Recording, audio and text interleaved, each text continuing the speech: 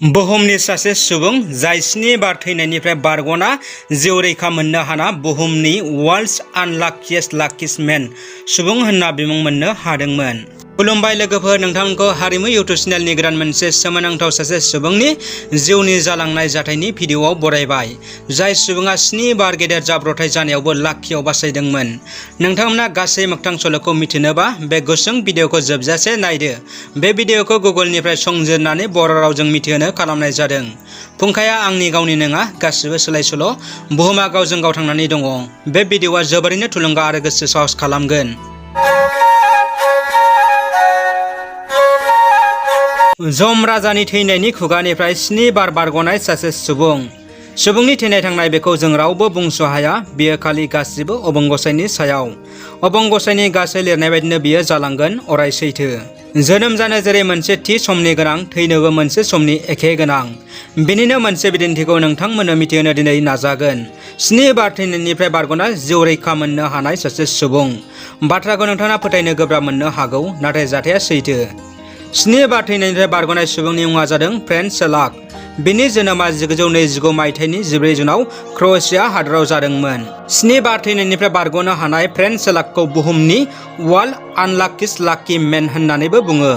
7 बार थैनायनिफ्राय बारग'नाय जाथायफ्रा फ्रेन्ड सेलाकनि जिउआव गले गले फारियै जालांदोंमोन।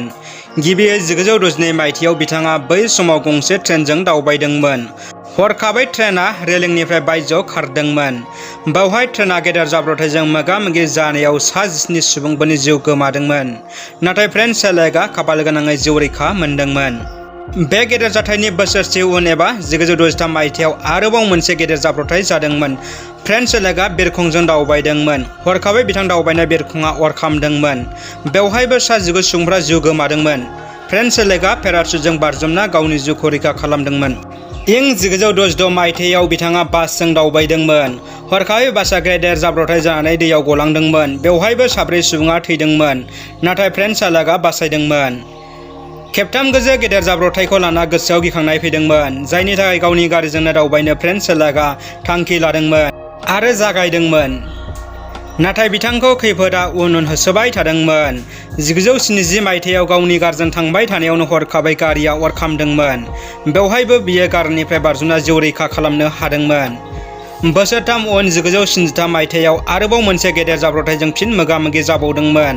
गावनि कारजों थांबाय थानायावनो इन्जिन थाव टेंकिआ बायना अर खामबावदोंमोन। बे जाब्रबथायाव बिथाङा एसे दुखु मोनदोंबाबो थैनायनिफ्राय बारग'नो हादोंमोन। बिनि बेसेबा गोलाव बोसोर उनाव 1995 मायथाइयाव फ्रेन्ड सेलाकआ लामायाव बेरायबाय थानायावनो बासआ उनजों फैना सौख्लायफैदोंमोन। बेवहायबो एसे दुखु मोनना गोदान जिउ मोनफिनदोंमोन। जोबथा जाब्रबथाया जादोंमोन 1996 मायथाइयाव। बिथाङा हाजो ओनसोलाव गारि सालायबाय थादोंमोन। हरखाबनो गारिआ आनकन्ट्रलजों हाजोनिफ्राय 300 मिटार गाहायाव गोग्लैलांदोंमोन। बेवहायबो फ्रेन्ड सेलाकआ बारजुमना फांसे दंफांआव हमथानो हादोंमोन आरो जिउ रैखा मोनदोंमोन। बेनो बुहुमनि सासे वर्ल्ड्स आनलाकिएस्ट लाकी मेन फ्रेन्ड सेलाकनि सैथो जाथाय। लोगोफोर, नोंथांमोना भिडिअखौ नायना माबायदि मोनखो कमेन्टजों फोरमायदो आरो भिडिअखौ मोजां मोनदोंबा लाइक खालाम, लोगोफोरनो शेयार खालाम आरो हारिमु इउटुब चेनेलखौ साबस्क्राइब खालाम। गोजोन्थों।